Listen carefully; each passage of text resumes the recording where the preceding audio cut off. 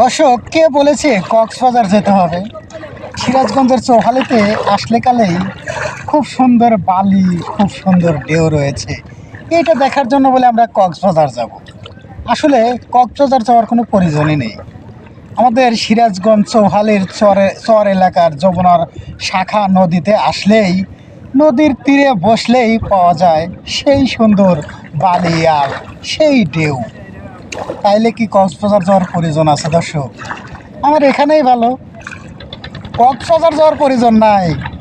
আমরা চৌহালি চরে নদীর তীরে বসে, চৌহালি নদীর তীরে বসে, যমুনার শাখা নদীর তীরে বসেই আমরা নদীর ঢেউয়ের সাথে বালি খুব সুন্দরভাবে ঢেউ খেলাইতেছে।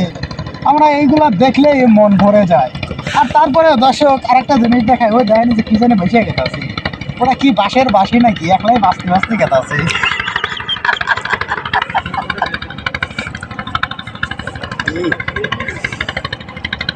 আবার দেখতে পাচ্ছেন দর্শক, চলে যাচ্ছে একটি শ্যালো, আর মাঝখানেতেই রয়েছে বিশাল একটি বেড়িবাঁধ।